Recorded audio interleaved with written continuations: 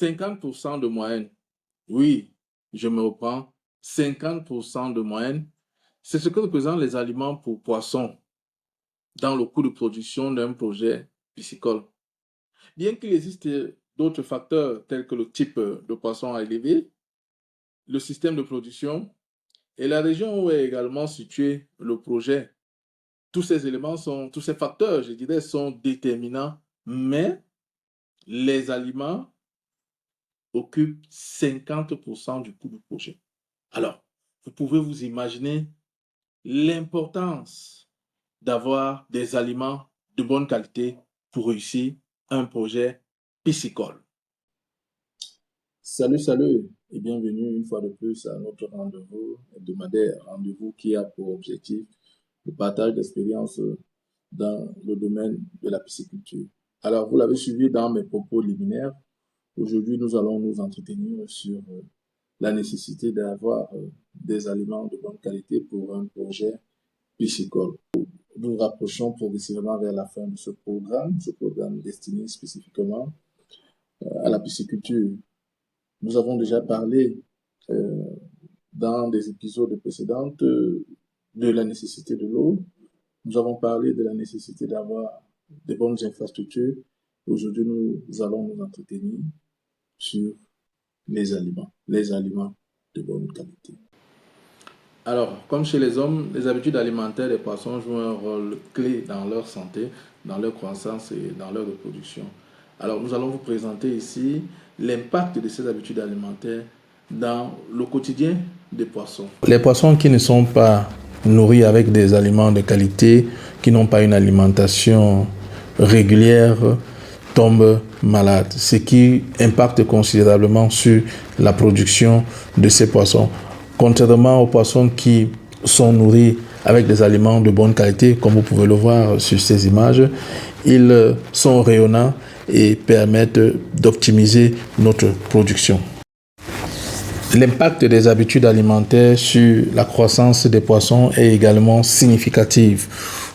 Vous pouvez également l'observer. Vous avez une croissance retardée sur certains poissons due tout simplement à une mauvaise alimentation. Et vous avez également une croissance normale qui est causée tout simplement par une bonne alimentation. Eh bien, les habitudes alimentaires ont également un impact sur la reproduction.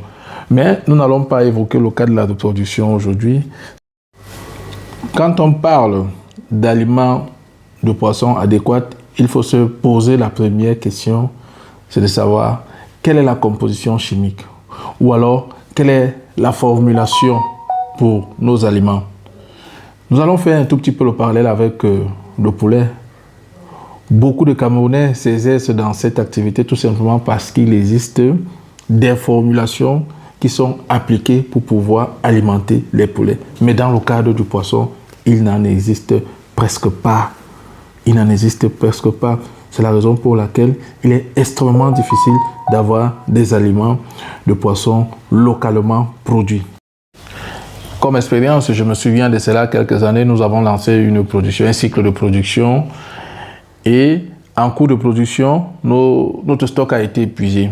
Alors, il nous a été conseillé de faire venir des aliments du Nigeria. Je voudrais rappeler qu'à cette époque, le Nigeria lui-même ne produisait pas des aliments. Alors, il fallait acheter chez un revendeur au Nigeria. Vous imaginez le temps pour que les aliments partent du Nigeria pour le Cameroun, on n'avait plus absolument rien dans notre stock. Nous nous sommes approchés d'un certain meunier qui nous a fait comprendre qu'il a l'habitude de faire des aliments pour le poisson. Il a sa formulation. Il nous a produit, il nous a mélangé des ingrédients que vous connaissez, maïs, soja et autres totaux de palmiste. Nous avons donné à nos poissons, mais je puis vous dire ici que c'était une très mauvaise expérience. Je ne voudrais pas que certains pisciculteurs tombent également dans ces difficultés. Alors, vous voyez que pour lancer une production, il faut être sûr d'avoir le stock d'aliments approprié. Alors, il faut également se poser la question de savoir quel est le type d'aliment utilisé pour ma production. Il y a plusieurs types d'aliments. Ces types d'aliments sont en fonction des poissons que vous êtes en train de produire. Si vous avez le clarias, vous avez des aliments spécifiques au clarias. Si vous avez des tilapias, vous avez des aliments spécifiques au tilapia.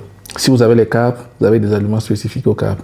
Il faut éviter des cas de figure où on vous prend n'importe quel aliment pour nourrir n'importe quel poisson. Ce sont des erreurs qu'il ne faut pas commettre.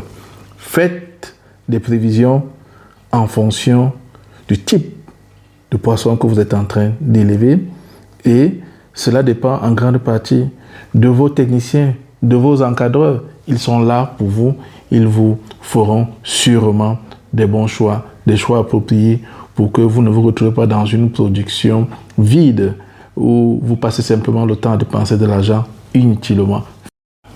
Alors, sur le marché camerounais, nous pouvons trouver plusieurs types d'aliments. Nous avons des aliments qui sont produits par des meuniers qui font leur formulation, ce qui n'est pas en soi une mauvaise chose. Vous savez, l'homme a la capacité de s'adapter et de travailler pour pouvoir améliorer ses conditions. Donc, si déjà certains Camerounais se retrouvent en train de produire des aliments à partir des moyens faibles qu'ils ont, c'est déjà en soi une bonne chose. Nous avons également ceux qui produisent des aliments, mais pour certaines tailles. C'est-à-dire, il vous dit, par exemple, je produis des aliments, mais ces aliments sont là pour des poissons de 500 grammes, de 300 grammes et autres. C'est-à-dire que uniquement pour le grossissement. Et également, ce qui est une bonne chose, ça prouve effectivement qu'il y a des Camerounais qui font de la recherche dans tous ces domaines, malgré les moyens assez réduits qu'ils ont. Nous avons également donc le cas le plus approprié qui est celui des aliments importés que nous trouvons. Mais je peux vous rappeler que les aliments importés sont extrêmement chers. Vraiment, les prix sont élevés. Et malheureusement, ce sont ces aliments appropriés qu'il faut pour pouvoir avoir une bonne pisciculture, une pisciculture rentable dans notre pays. Nous allons donc par la suite vous présenter le cas spécifique. Qu'est-ce qui se passe pour que nous ne puissions pas avoir des aliments made in Cameroun de bonne qualité?